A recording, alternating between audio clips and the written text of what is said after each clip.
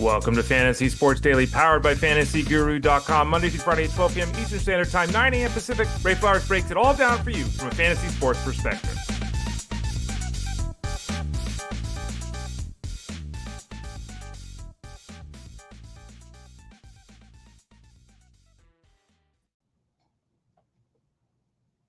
Hey there, everyone. Welcome to Fantasy Sports Daily, powered by FantasyGuru.com. Just working through the tech issues. You know how we do it here on the show. We always make it work somehow, some way, except for the one time where I talked without the microphone being on. We've got the microphone on right. Yes, we've got the microphone on right now.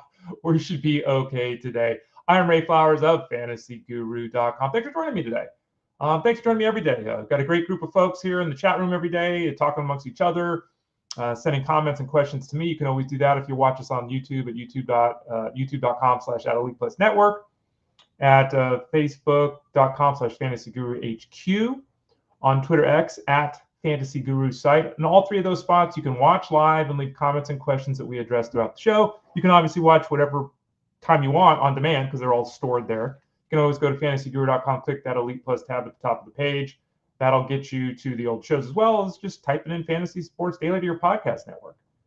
We should be findable at Pandora, Spotify, Apple iTunes, Google Music, all of those spots. So just type in Fantasy Sports Daily.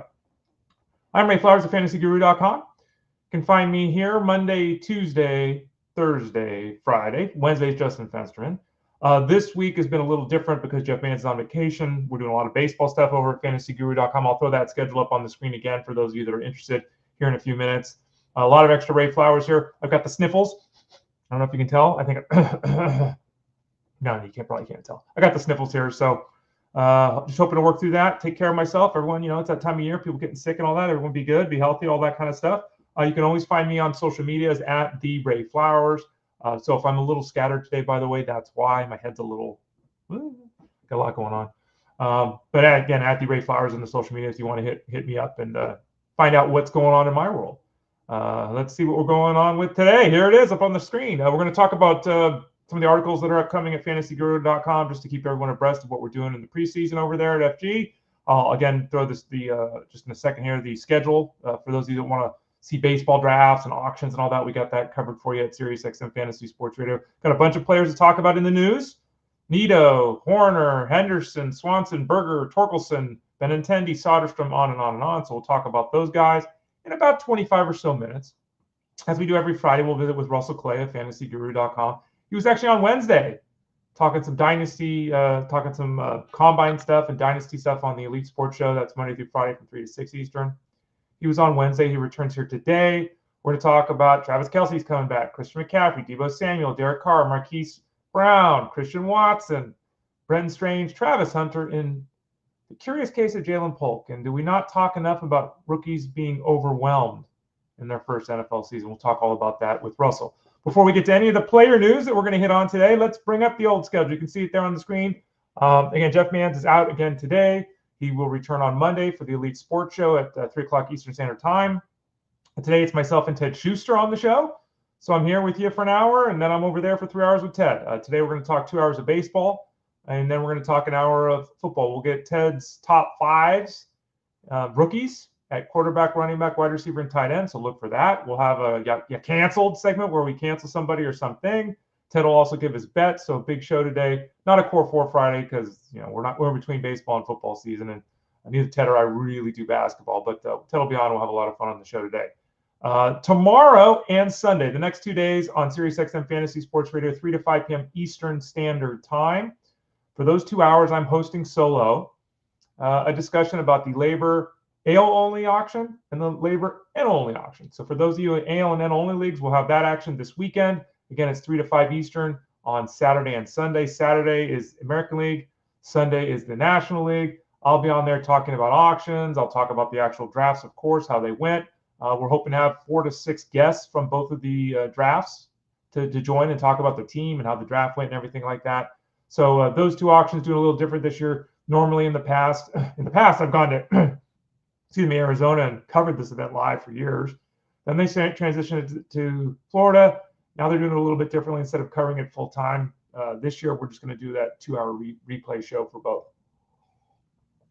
I guess review show would be the better way to say it for both. on Monday, back here at Fantasy Sports Daily.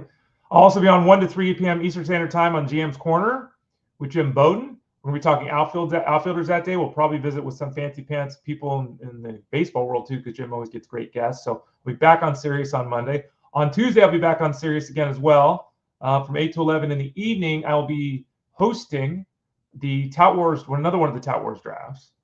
So I'll be doing that on Tuesday. Wednesday, obviously, I'm on with Jeff next week. So we got a lot going on. As you can see there, the following week, March 10th, the FSGA Champions League that I am in. I will be in that 15-team mixed league draft, and I will be hosting that as well. So a lot coming down the chute when it comes to that. In terms of what's going on at the website, let's talk about that for a second. You can go to fantasyguru.com, click that subscribe tab in the top right corner of the page, get signed up for the seasonal baseball product, the DFS baseball product, the wagering baseball product, all the baseball products, anything you want. We got you covered over at fantasyguru.com. Click that subscribe tab in the top right corner. You can also send a note to support at fantasyguru.com. You got a question about, hey, how does this work? Or can I combo these packages, whatever? Support at fantasyguru.com. Just send them an email, and you can get any of the products. Remember the baseball product that we're talking mostly about here on the show? The baseball product is a season-long product. We call it the draft guide. It's a misnomer. You can get coverage now through the end of the regular season if you subscribe. So you get it all. So you get all the articles we write, the Discord access, any live streams we do, any podcasts we do, all of it covered from now until the season is complete. If you sign up now at fantasyguru.com. We've had a pledge that we've to date kept, and that was from the day the draft guide dropped on January 6th until the first day of the regular season. We have pledged, or I have pledged, to have an article every day. To date, we have done that. This morning, the draft book was updated and posted yet again. So we're keeping it rolling. We've seen this week my labor review. If you missed the labor review, you can watch the video yesterday. We talked about it. My Tout Wars review, if you missed that show, you can watch it yesterday as well. Episode 345 here at Fantasy Sports Daily. But I've got reviews of the AL and NL, the labor and Tout Wars leagues that I was in, reviews over at the website. ADP bargains on outfielders and infielders. We'll have the ADP bargains on pitchers coming out tomorrow, so it's ADP week. We've also got the changes article from yesterday, links to a bunch of teams that are changing batting orders or players that are changing batting stances, or more directly, pitchers that are adding pitches, which is always a big thing that we discuss here. And we'll talk a little bit more about that on the Elite Sports Show today. Coming up next week, what do we got coming up next week? Well, we've got the Points League's rankings will be updated on Monday. Then we're going to have a week of the perfect draft. And I did this series of articles last year, and it was really, really well received, so let's do it again. A lot of people just really starting to get into draft season, so I held this until we were at that point where people were really starting to draft. We'll have 3 articles: drafting pitching early, drafting pitching in the middle, and drafting pitching late. What does that look like? If you actually do the pocket aces thing, or you wait until the 10th round to take your pitcher, or you jump in the middle and you take your guy in the 5th round and start building that way. How does it go? So I will do 3 hypothetical drafts.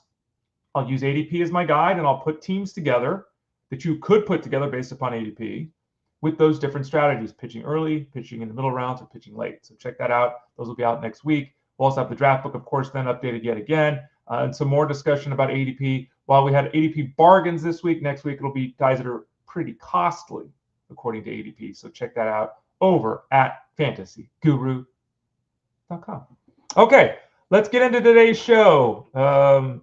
Make a note here. Sorry, making a note for later on today.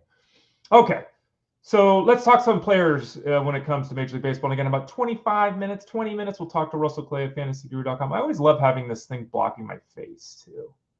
Do we like that? I mean, it looks, the Elite Network tab and the overlay, like you kind of got to have it, right? Covers my bald spot. What do we think? Covers, there's CJ Abrams in the background. I'm going to leave it on. What the hell? You know what I look like. Okay. Zach Neto is not going to be ready for opening day because of his shoulder. This is not a significant surprise. Neto was basically a 20-30 guy last year, kind of out of nowhere. Everyone was kind of thinking 20 home runs, 10, 15 steals. He exploded on the base paths, had that massive season last year. The Angels have been planning for this. They've got, obviously, Luis Rengifo, who they can use at shortstop if they need to. I don't think that's the plan right now. I think the plan right now is for Tim Anderson, the veteran, the former 300 hitter, to be their starting shortstop at the beginning of the season. There's also Scott Kingery, who's floating around if they wanted to give him a promotion to the big league level. So they've got some options. Kevin Newman, I guess, is floating around with the Angels too. So, he's a competent defensive player, even though he can't do anything offensively. They have some options here at the start of the season. The bottom line, though, is the only one that we have a real interest in is obviously Zach Neto. This is not an overly surprising development, him not being ready for opening day. They, he had surgery back in November on his shoulder, and no one is panicking. Okay, this is not unforeseen. He hasn't had setbacks per se or anything like that. He's just not going to be ready. We have lowered him in the rankings over at fantasyguru.com. Everyone should be doing that at this point. We start wondering when that, when's the sweet spot? When's the power speed combination worth taking a risk on? And I think the answer always comes down to your league size, your league type. Who else do you have on your roster? Have you drafted a bunch of guys that look like they're going to play 150 games this year? Did you draft guys that have injured? Did you take Ronald Acuna? Well, then you start wondering about whether taking Neto is the right idea. I've said it before. I'll say it again. I've got a jacked up shoulder myself. Your shoulder is vitally important to everything you do. I'm a little nervous about this with Zach Neto. Got to be honest. Maybe the 20 home run power is 15 home run power this year, and maybe he doesn't run as much, so the 30 steal pace is 25 steal pace. Then we have to cut back. So if he's a 15-25 guy generally, then we have to say, well, he might miss 20 games. Well, now he's a 13-21 guy. So middle infield option, okay, but you got to build depth if you have Zach Neto. Nico Hoerner, another guy up the middle, we've lowered him in the rankings because he continues to, again, not have setbacks, but just not get to where we need him to be. The Cubs and the Dodgers, for those people that haven't noticed yet, are playing that early 2-game series in Japan. I don't like it. It doesn't make any sense to me, but they're doing it anyway. So Nico Hoerner, they announced the Cubs will not travel to Japan. He'll continue to work on his rehab here. At the end of the day, again, this is like opening day is like 8-9 days before everyone else because of this. Not the end of the world. Nico Hoerner could still make opening day in the States, which means he would miss 2 games. There's a chance, though, that he's not ready on opening day. He does not need his shoulder or his elbow, to, be stupendous for him to drive home runs. He's not a home run hitter. He did have flexor tendon surgery. Okay, so, there's concern about him just strength-wise and that kind of a thing. But his game is putting the ball in play and running fast, right? So less concerned about what his outlook will be than Zach Neto at the moment. At the same time, if he's not ready for opening day and he's not ready for the Cubs opening day, we know that already. We have to dig him a little bit in the fantasy space, so he has been lowered in the rankings over at fantasyguru.com. Gunnar Henderson gave everyone a little bit of a scare yesterday. He had a side issue. He was removed as a precautionary measure. This is what the Orioles are saying. He was pulled after an inning with some lower right side discomfort that he suffered while landing on his side while catching a line drive off the bat of Bo Bichette. They didn't schedule an MRI. Sounds like it's no big deal for Gunnar Henderson, though I will say for about 15-20 minutes there, maybe a half hour, my first round draft pick, no. But it looks like Gunnar Henderson's going to be okay. That's our expectation right now. Follow the news. You never know. If I had a draft today, would I still take Gunnar Henderson in the first round? I think that's fine to do. Something to think about, but really, I think it's a relatively minor issue, and that's certainly the way that the the Orioles are playing it at the moment. I wanted to talk about another shortstop here for a second because, there are players that are sexy, there are players that are exciting, and then there's players that are productive that just don't ever generate any excitement. And I think one of those guys is Dansby Swanson. Now, the problem with Dansby Swanson is that there's been some volatility with him. I think it's very easy to forget that he was a steal away last year from going 15-20, which if you have a down season and you go 15-20 with 80 runs scored, isn't that pretty good? The year before that, he went 20-80-80. The year before that, he went 25-95-95 with 18 steals. He is very likely to hit 15 to 20 home runs. He is very likely to steal 15 to 20 bases. He is very likely to score 75 and steal and drive in 75. Are any of those numbers good? They're very adequate at the very worst. His real issue is his batting average. He's a 240, 50 hitter, right? So there's no upside in the batting average category. So I understand, why he's somebody that no one's reaching on. But his ADP is 176-ish in the NFBC ADP for the month of February. That's it's at a point, if you're in a 12-team league, it's 15th round, something like that. He's not a bad middle infield option. I mean, because even though he was injured last year and he dealt with some things, he still played 149 games. He plays all the time, 149 games, 147 games, 162 games, 160 games. He plays every day. He's going to be in the lineup every day. He's going to produce in all the counting categories, even if none of the numbers stand out. And though the batting average is something you have to plan for, he is still at least average in that category. So I just want to give a little shout out to Dansby Swanson. Not somebody that I'm targeting by any stretch of the imagination, but someone who, if he's your middle infield option, you're doing pretty good things. And I think in a lot of scenarios, they'll go Willie Castro, they'll go Carlos Correa, Xavier Edwards, Jeremy Pena, like all these guys will be taken ahead in some drafts of Dansby Swanson, the veteran who's just boring. Not the worst thing in the world to end up with him.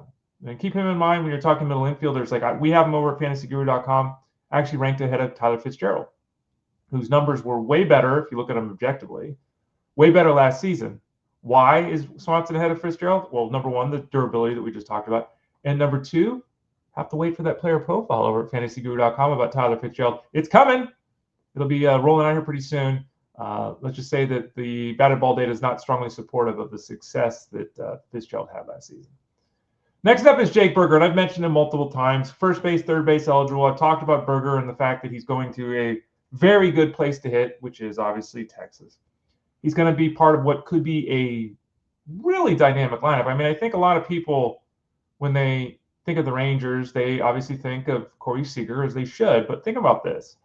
The projected batting order might look something like this. Simeon, Seager, Wyatt Langford, let's throw lefty in there, Jock Peterson.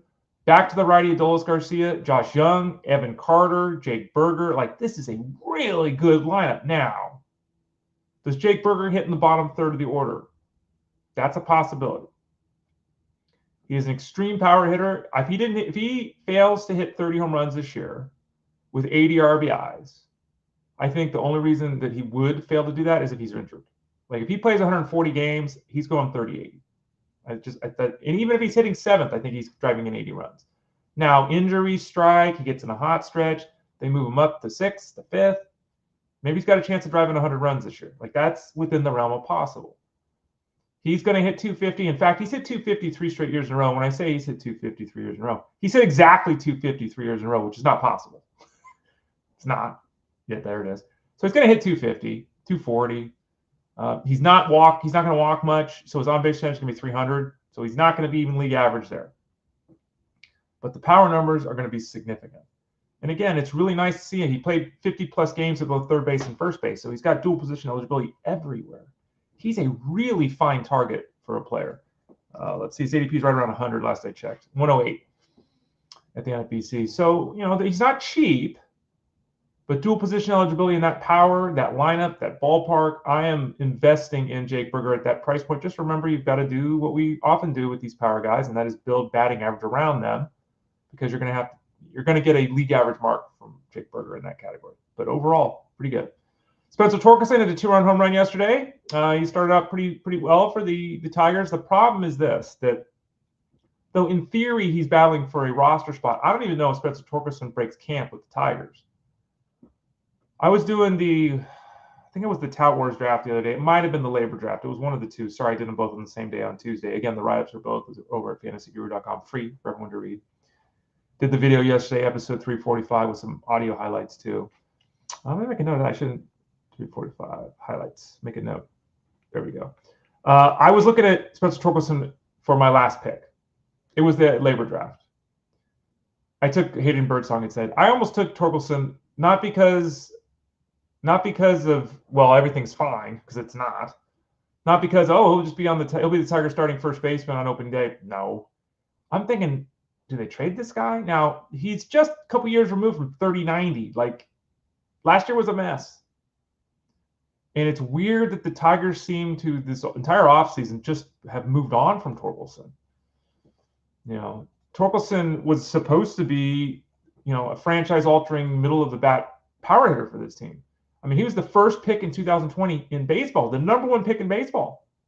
And you look at everything with him, and everyone thought 3,100's coming. And in his second year, I was going to say first full season, but he had 400 plate appearances as a rookie. His first season of 450 plate appearances in his second year in the bigs, he went 30, 90, 80.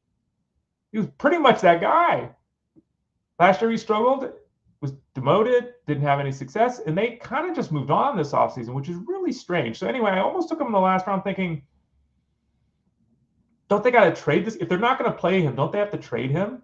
Like, are they really going to put the number one pick in 2020 draft, who has gone 30, 90, 80, they're really going to just put him in the minors to start the year? Looks like they might. You look at the way the team is currently set, they're likely to have Kerry Carpenter at DH to make sure he can keep his bat in the lineup. And it looks like the first baseman's going to be Colt Keith. There's a chance that if he hits well enough in spring, he forces his hand, right? He forces the hand of this team, and he is in the starting lineup as their first baseman on opening day. I don't think the odds of it are very good. So he's a pure speculative ad at this point, which is, again, I didn't take him in a 15-team mixed league in the 29th round. So be very cautious with taking what I'm saying. But Spencer Torkelson gets traded tomorrow. I don't know, making the team up. He gets traded to the Nationals tomorrow. He's going to play 150 games. He goes from being a not drafted player to someone being taken in the 12th round. So keep that in mind if you're thinking of total dart throw with my last pick. Spencer Torkelson, not the worst way to go. Andrew Benintendi, not a good dart throw at the moment. He's expected to miss 4 to 6 weeks after being diagnosed with a non-displaced fracture in his right hand. Now, he came out today and said, I think I can make opening day. I think I'll be able to swing a bat 4 weeks in. And maybe he's right. The 4 to 6 weeks is the timeline. The problem with Benintendi, obviously, is that he's on a crappy team. And even if he's set to play every day, he doesn't have any power. Coming back from a non-displaced fracture in his hand, that's likely to sap his power even a little bit at the start of the season beyond that. So what are we looking at? A 270 home run, a 270 guy with 11 home runs? You know, steals 10 bases, whoopee-doo. He's very, very, very boring.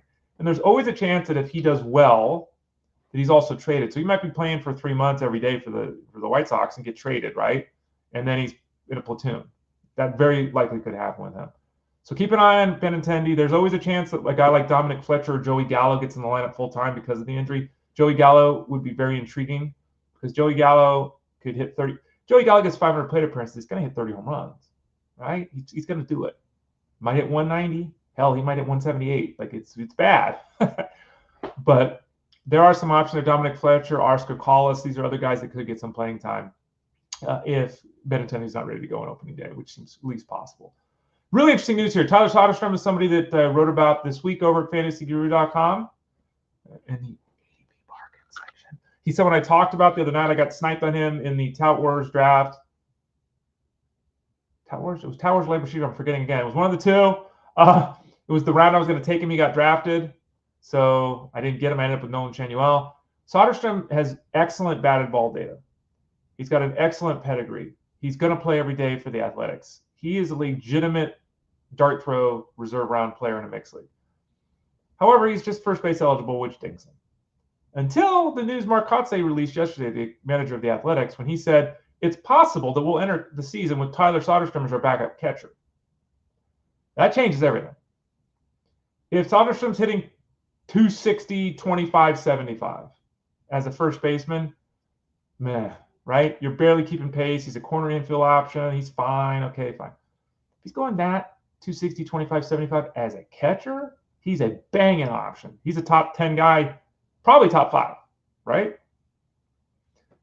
Now, it's not possible. This is not a guarantee that Soderstrom's going to catch 30 games this year. This is just that Marquise talking about it. He said he's considering it. He didn't say he's going to do it. So there's still a lot of hoops to jump through here with Soderstrom. But it would be worth considering rostering Soderstrom with the long-term idea of using him as a catcher spot, depending upon how your league utilizes positions played. In most leagues I'm in, you have to play 20 games in season. So that's a lot. So even if he's the backup catcher, when does he get his 20th game as a catcher? July, August, like it's, September. It could be really late in the year. If you're in a league that's 5 or 10, it could be in the first half of the season. So keep that in mind with Soderstrom. Again, I love the bat. And the price right now, if he becomes catcher eligible, is really good. If he's just a first baseman, corner infield option, deep mixed league, okay. But potential there of him being a catcher is pretty darn intriguing. Now, another guy with really good batted ball data, and another guy that, not enough people I think are really talking about on a consistent basis is Matt Wallner. Now, in the case of Matt Wallner, we know what he is going to do. And what Matt Wallner is going to do is the following. Matt Wallner is going to hit home runs. Matt Wallner is going to take walks. He's going to be a 25 to 30 home run guy if he plays daily, and he's going to have a 340 plus on base percentage. That's pretty valuable. What makes him interesting and concerning at the same time. Number one, he is likely the concerning part first. He's likely to be benched against some, if not most, left-handed pitching. So at least he's on the right side of the platoon, but he's looking at a Jock Peterson-like season. I think that's a very fair comp. He's a guy that's going to hit 250, 60 maybe, but he's going to hit those 25 home runs and have a 350 on base percentage. So I think the Peterson comp is very fair. What's intriguing about Wallner, and this is not again in stone, but in the early going here for the Twins as we start games in camp, Matt Wallner has played 3 games. In the 3 games he's played, he's batted leadoff each time. Now, is that the team just trying to get him extra plate appearances? Is that the team kicking the tires on, let's have this guy bat leadoff for us this year? Is it something they are considering? It's a really interesting question. And remember, back in the old days, Matt Wallner would have 0 chance to bat leadoff in the big leagues because he's not going to steal bases and he's 6'4", 220.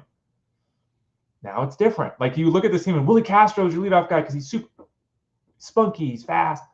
Willie Castro, though, the job of the leadoff hitter is to get on base. So if Wallner can convince the Twins, it's another one of the what ifs.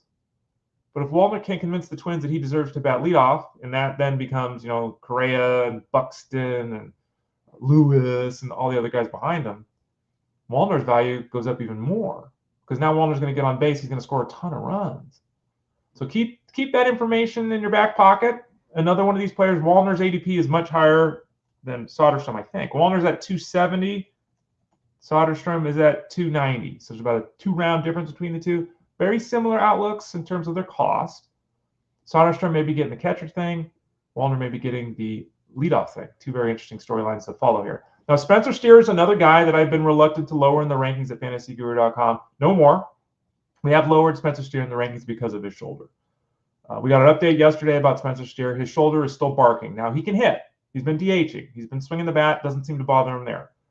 But he's still having discomfort while he's throwing because of the shoulder. This is a problem.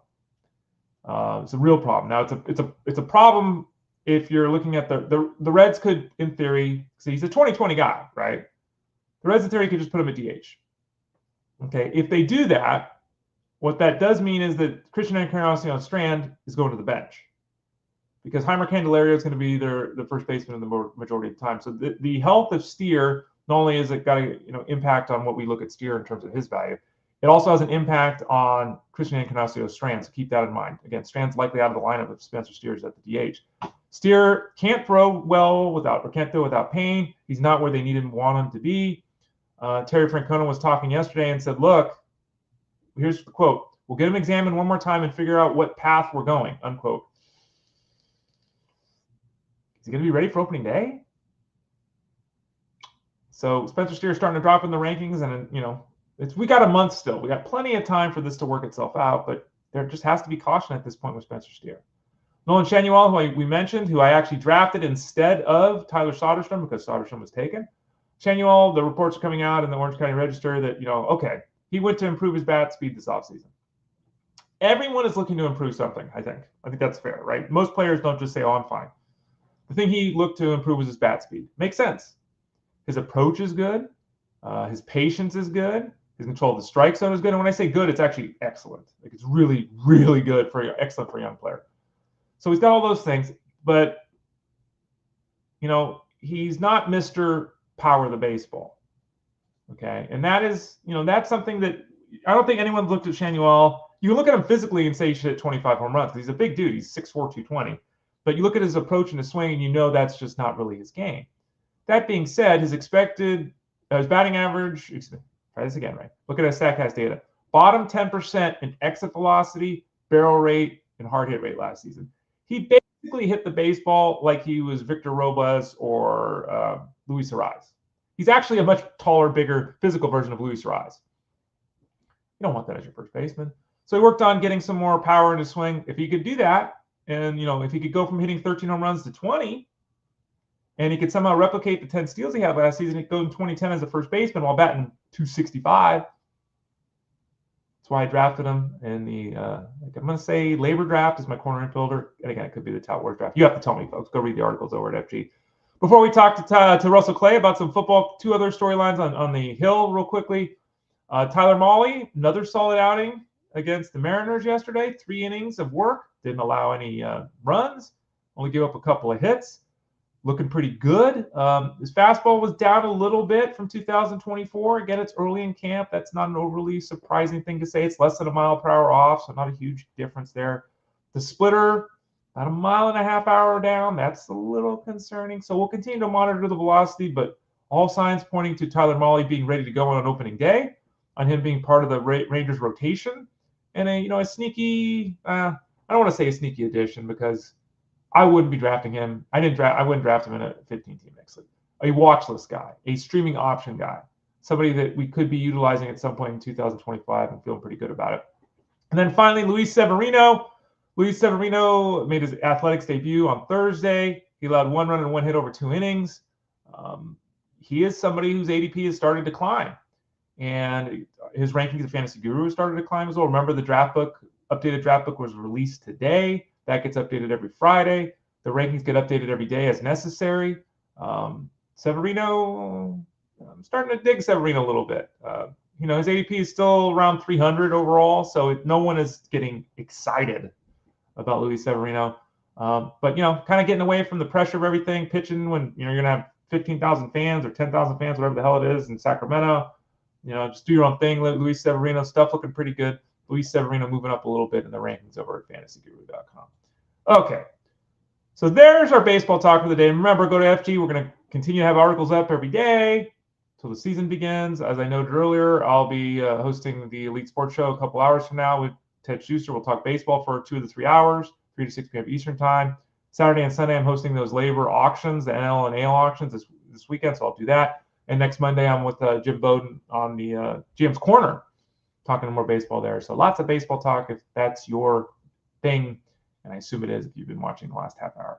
Okay, every Friday we talk to my man, Russell Clay. Russell Clay joined us on Wednesday. If you missed the show, his visit Talking Combine, you can always use the SiriusXM app over there if you have it, because he was on the show Wednesday. He got about a 15-minute interview with us, and I thought it went pretty well. And I said, you know what? It went so well, I'm going to have this guy on Friday. No, that's not exactly what I said because he comes on every Friday anyway, but it's Russell Clay at fantasyguru.com. How you doing, Russ? What's going on, Ray? Thanks for having me on. Thanks for having me on Wednesday. And like Luis Severino, I'm in a new place. So wait, where's he at now? Yeah, where are you at now? Well, no, I'm just... I know. Where's Severino at? Severino's with the Athletics now. So... Oh, no. Yeah, so he's with the Athletics, and they're not in Oakland. They've been moved to Sacramento because they're waiting for the new stadium in Las Vegas. So they're playing at a minor league stadium in Sacramento. Oh, no. I think it's like 15,000 people maybe. It's a nice stadium of minor league stadiums, but they had to do work on it because it wasn't up to major league standards, the locker room, clubhouse, that kind of thing. They're doing like all their games at nighttime because during the day in Sacramento, it's like, you guys, it's like 105 degrees, so they're playing all the games at nighttime, so the schedule's different. So yeah, he's out there, and there'll be fans, but it'll be, I think, the second smallest stadium because I think Steinbrenner Field, where the Rays are going to be playing, because the Rays are also playing at a minor league stadium this year. If you didn't know that, Russ, because when the hurricane hit down there in Tampa, it tore the roof off the stadium. So 2 teams playing at minor league stadiums. Welcome to baseball in 2025. That's wild, but I mean... Yeah, that A's situation. Let's get some momentum there, A's. I'm glad they signed a guy who can get them some wins, They tried. I mean, they're trying. We'll see. I don't know. I mean, when the real key obviously will be like the year before they move into Vegas. Like, do they start ramping up? Because they're going to be on the Strip in Vegas. And if all their projections are really accurate, and I don't know if they are, a lot of people question, like the A's are saying they're going to sell like 99% of their tickets. Okay. You can't be in Vegas and spending 29th highest payroll in baseball, right? No. They gotta triple their payroll, legitimately, or maybe quadruple it if they move to Vegas. So we'll see how it goes. Yeah. When's the last time you're at Vegas, by the way? Well, that's fun. Yeah, I like that. I haven't been to Vegas since COVID. I went right before. I was there like 3 weeks before the Earth got shut down. When was the last time you were in Vegas?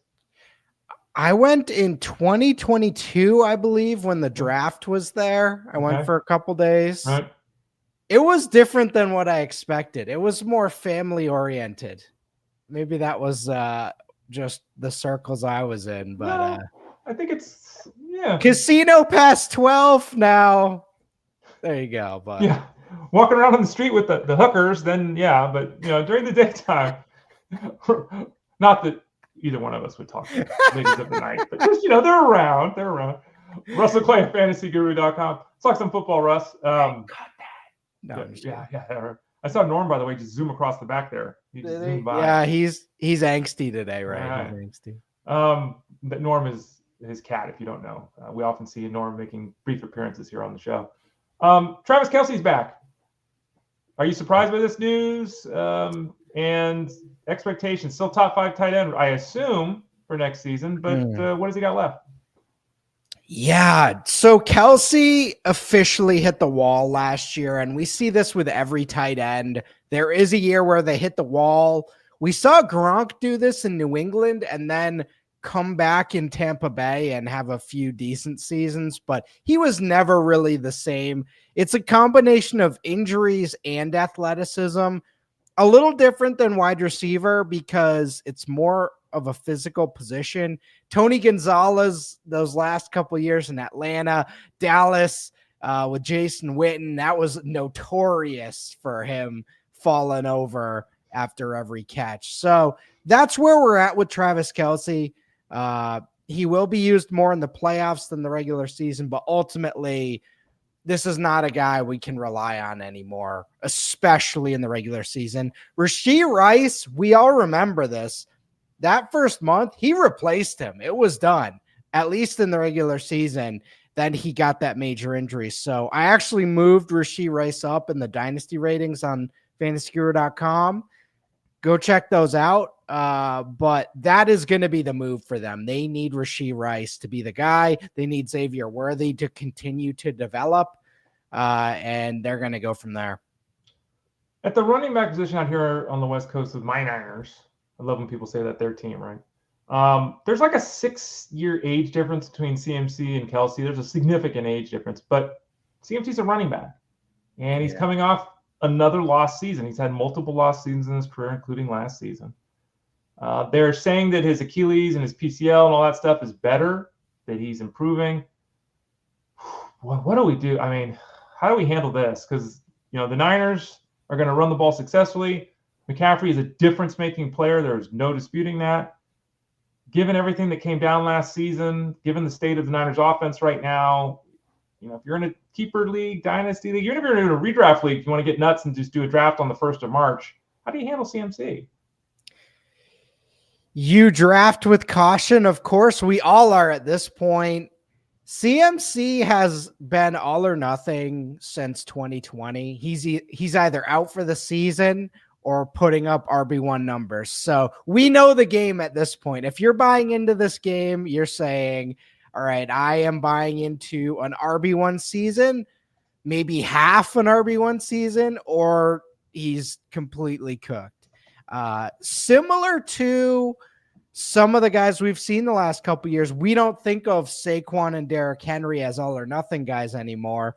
Saquon with the Giants the past 3 to 5 years has been really rough fantasy wise. So that's what we're looking at. It's still a great offense. And in theory, he's still a great all-purpose threat when healthy. So it is what it is. He is 28 years old. I'm less inclined to believe his story than Saquon's coming into last year. So, 2nd, 3rd round for CMC, I'm more okay with, but I can't do 1st round CMC anymore. I'm just as you're talking there, I found some rankings out there on the where's web. he at? I've seen people. I saw 17, 22, 42. So those are the 3 sources I looked at. So let's say hypothetically you're in a 12-team league and he's there at pick 24, right? The last pick. Are you taking him? I'll take a shot there. That's fine. Because it's not I mean, round 1, he crushed all of us last year. So round 3, 2-3 turn, that's a place where even if he duds, it's like I got my first 2 guys already, so I'll take the risk. But yeah, not a guy you want to invest a first round pick in. And remember, if you draft him, whether it's Garendo or Mason or Mitchell, whatever it is the Niners decide to do, you must 100% handcuff Christian McCaffrey. If you're not going to handcuff him because you don't believe in that, don't draft him. That'd be dumb. Be a mistake. Right. Russell Clay at fantasyguru.com. Let's stick with the Niners. This Deebo Samuel thing is really interesting. John Lynch, the GM of the team, basically said, we're going to try to honor this request. So they're going to try to trade Deebo Samuel. We don't know. There's so many things going on here. We don't know exactly what Deebo has left because there were moments last year where he looked really good. And there were long stretches of time he just wasn't part of the offense. He's due a massive amount of money. So it's unclear what the Niners are going to even be able to get for him because they're going to have to take on a dead cap money and all this kind of stuff. So there's that aspect of things. We don't know where Deebo's going to end up, so it's hard to prognosticate out. I have Deebo Samuel in my dynasty league. 16-team league, 50 roster spots. We have full NFL teams. What would you tell me with Deebo Samuel? Nothing to do but hold on, try to move him. What do you think? We're in a new era of skill position players where Deebo Samuel was not just a wide receiver throughout his career, right? We've always had all-purpose guys, but not to this degree where Deebo was taking snaps out of the backfield. He was getting rushing attempts. He was truly used as a third down back who had a full-time receiving role. So what this career looks like as we go out is almost the test subject for what these careers, how long these careers are going to go for. So there's a decent likelihood he's done. A few long playoff runs, but I think the guy we saw in 2021 is gone. Can he be a good weapon still? Potentially, but once that burst is gone, he wasn't necessarily a fast guy to begin with. He was just a bruiser who had some acceleration. So I lean on this being done, but can he get in a good offense and find a few more years of solid production? Probably, but yeah, I'm more out than in on Deebo at this point. By the way, what are your thoughts? I asked Tyler Beaker this earlier in the week. Like, what are your thoughts with the salary cap? Like, does it even make any sense? Like, all this salary, we're going to talk about Derek Carr in a second too. Like, all this salary cap talk, it seems like it's all fake. Everyone's over the cap by $50 million and they're fine by opening day and they move money around. And somehow the Niners are going to have to eat $32 million in dead cap charge if they trade him. Yeah. Reduce their cap space by $15 million. Like, does anyone even know? Is this like we're all just moving things around so that no one actually knows what the hell's going on? It does feel like we're at the car dealership and they're like, all right, just sign this. And it's like, what am I signing? Yeah. It's like, I didn't get that warranty. I don't know what that is. And it's like, just sign it. So we're just signing the papers at the car dealership with the salary cap right now. It doesn't feel real to me anymore. Yeah. It hasn't felt real for 5+ years. There was always ways to get around it, but especially now, Ray, we see all these contracts and then 49ers, for example, how do they have 10 Pro Bowlers and they're still, in a reasonable cap position, right? I just don't understand. The Eagles right now, somehow they're going to sign their 10 all pros, right? They're just going to sign them. I don't know how, but that's how it goes. Russell Clay at fantasyguru.com. Another one of those teams, the Saints every year. Yeah. Every year the Saints are screwed and they're fine by the time the season starts, right? I think Tyler was saying, that there's a chance that like next year, like they actually have space. Like somehow the context, the way it's worked out. Again, I don't know, and whatever. Derek Carr's the quarterback. I don't think they have an option, right? Yeah. For better or worse, that's kind of they could do something crazy, but for better or worse, that's what they got. And, the GM comes out and says, we can win with Derek Carr. What else is he going to say? course, going to say that. They use their quarterback. I think the real question is, what does this offense look like? Changing, coaching staff. Every receiver seemingly on the team was hurt last year. Everyone, all of them. Kamara's not getting any younger. The offensive line is not great. Like, it's early, but how are we feeling about Carr and this offense with the Saints? I felt terrible about the Saints for 5 years now. Even the final year of Drew Brees, it was clear, okay, this team is not going to win a Super Bowl with this roster. Right. We need to move on, and they refuse. They refuse to move on. So the only issue is their division continues to be very mediocre. Right. So they always win a few games early in the season, and it's like, well, let's just go. Let's go for it again. And they're in the same situation again and again and again. And, Derek Carr is what he is. He's Andy Dalton for this generation. And that's serviceable. And you're going to win a decent amount of games, but you're not, unless you have a super team around him, you're not going to win a playoff game. So that is what it is. Spencer Rattler doesn't look like he's ready yet and may never be ready, but take a shot on the young guy or keep drafting these 4th, 5th round quarterbacks, Ray. I'm not sure about any of this. Yeah, it's really a tough position to be in, and it's always that debate, right? I guess a lot of it has to do with how your owner feels or the ownership group feels and what your fans think. Yeah. You're winning 7 to 9 games every year. Nothing wrong with that. That's the Saints always seemingly do, right? 8 wins, 9 wins, 7 wins. They're in the playoff hunt in week 15. Okay. But like you said, there's no chance to go anywhere. It's impossible. It's impossible that they could win a Super Bowl with this roster. How do you make that decision to tear it down? Because they have refused, as you pointed out correctly, to tear it down. They've refused. And they're just pushing it down the line year after year after year of being competitive, but never having a true chance to win. And the cracks are starting to break bigger. As we saw last year, things fell apart really early in the season. Now they have a new coach. So coaching staff may reinvigorate this, but overall, yeah.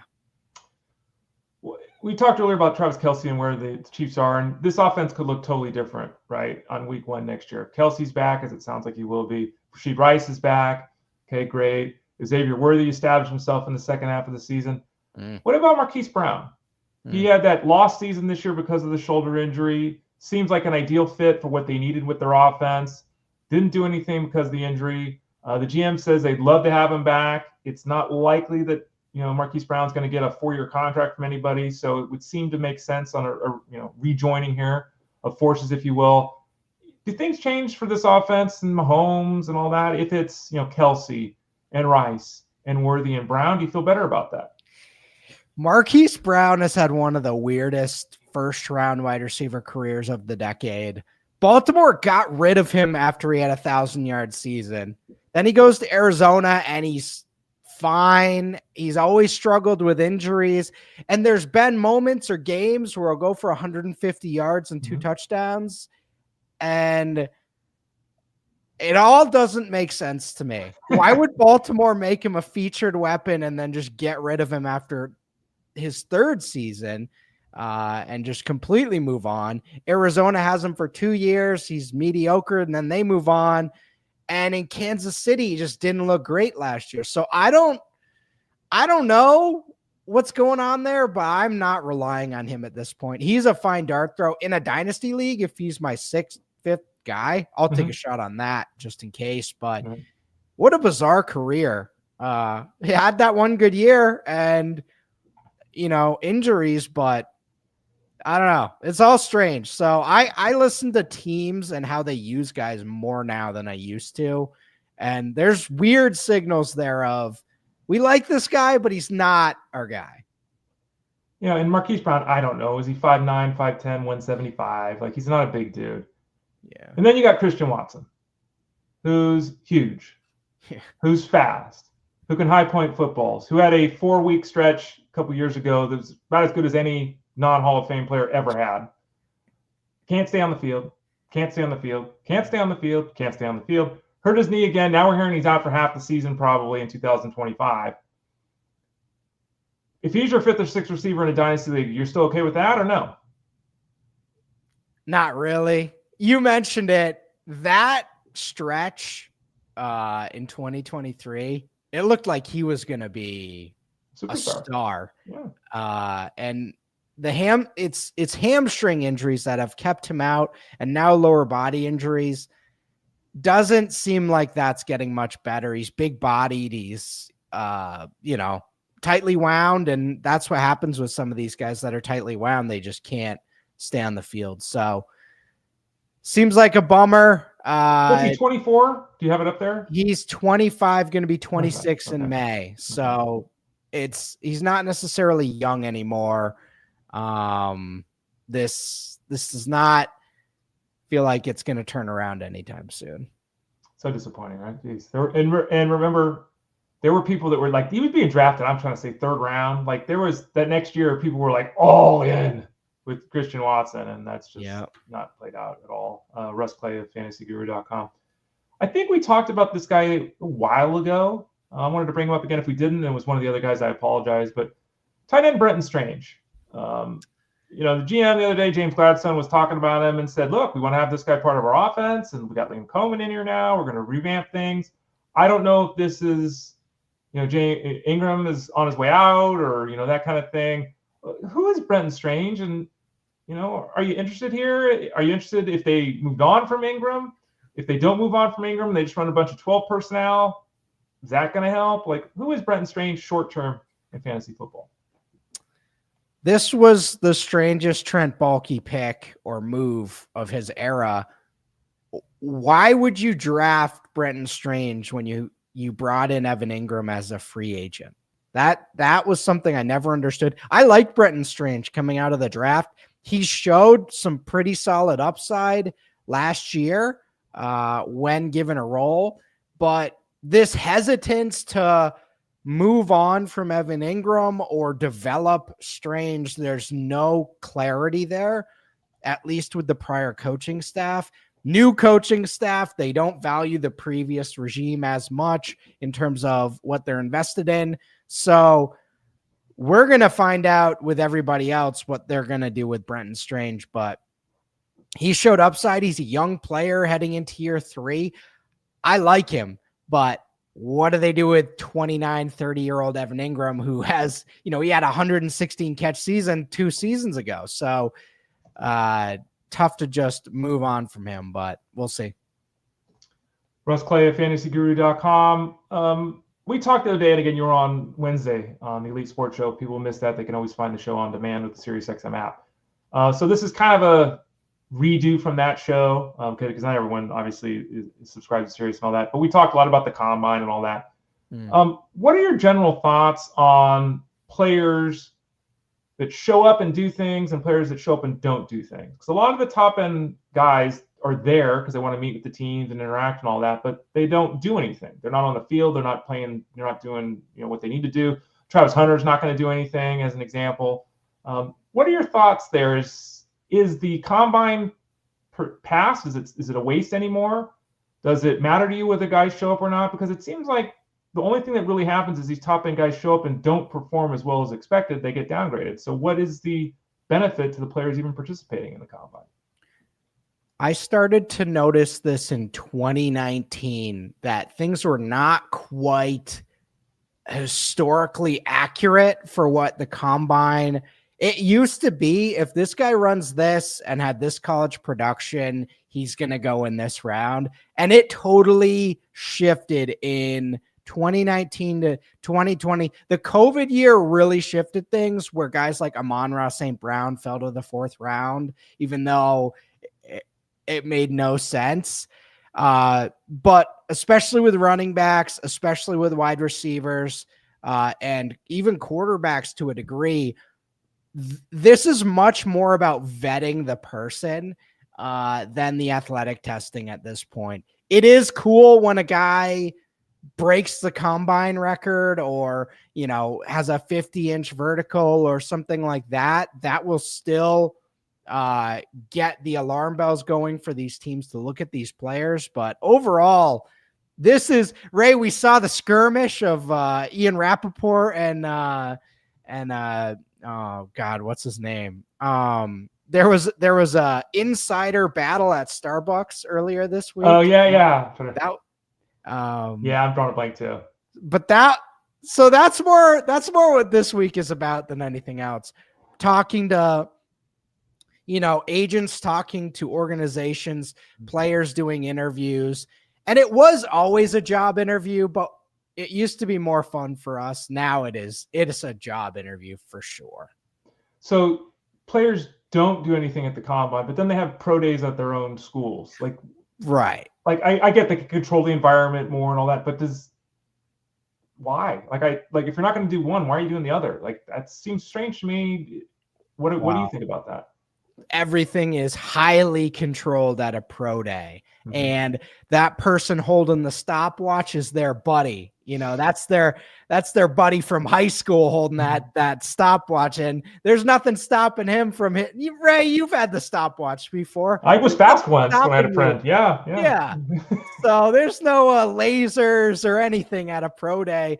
We would laugh because, a decade ago, pro day numbers would get completely thrown out because it's like, oh yeah, so he ran a 4.33 at his pro day and a 4.6 at the combine, and now it's all agent controlled numbers unless it's lasered at the combine. So and some players have come out and said even those numbers aren't fully accurate. So we have fun, but I will say it doesn't matter as much as you think it does anymore.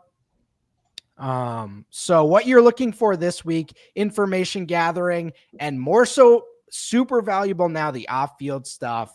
If you hear something come out and there's some smoke and fire around a prospect of this guy may drop, Jermaine Burton for the Bengals was a big guy with that last year of the off-field stuff, and that proved itself.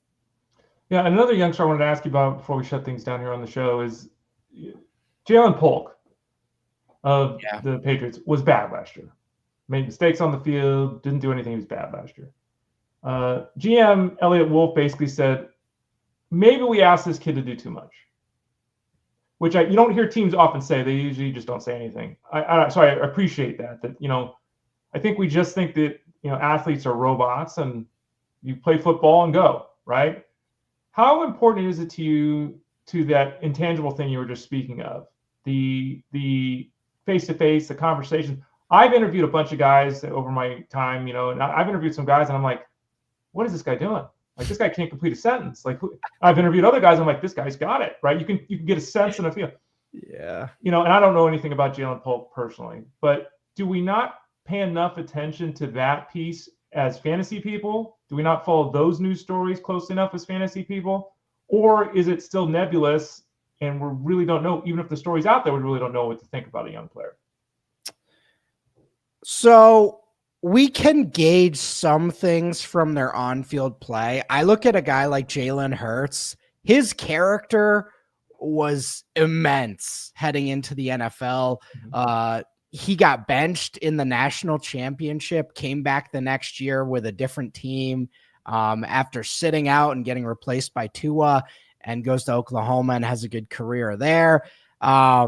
And he was a born natural leader from what everyone says. And then we've seen how this played out in the NFL, where he's like a serial killer out there, calm, cool, and collected in the most stressful points. So I do think there's some truth to that. There's also the other end where it is, teams are clouding other teams' judgments with fake stories. So, take it for what it's worth, but that seems to be a bigger factor. And the last point you bring up, Polk in year one, all these guys develop at different rates. So we look at a Brian Thomas. He came in year one and it was like, oh, he's coming out of the oven. He's ready. He's done. It's all ready to go. And then we look at Marv Harrison. Same thing happened at Ohio State, where he wasn't a big factor in year one. And that is not necessarily a bad thing. It just might be part of his developmental curve where he needs more time to get used to his circumstances. So it's a fascinating topic, but yeah, it's a fun part of this time of year. It's really hard. I mean, the hardest part is you can't quantify it, right? It's No. like how much stock do you put in it? I've said this and I've repeated this many times. I know what Marvin Harrison's problem was. He had Kyler Murray throwing him the ball. That's one problem. That's the problem. I mean, I didn't ever interview Kyler Murray, but I saw him interviewed by Rich Eisen. No, who's the other guy that used to be on ESPN for 20 years? I'll think of him in a second. He's an older gentleman now. It's a national show. Anyway, he was interviewing and Kyler Murray. I saw him for 5 minutes in this 5-minute interview. I'm like, nope. Yeah. Nope. And that's kind of been his career, right? There's been questions dogging Kyler Murray his whole career. Would he rather play Call of Duty? Like that's. So anyway, it's a really important piece. I wish we had more data. We just don't, unfortunately.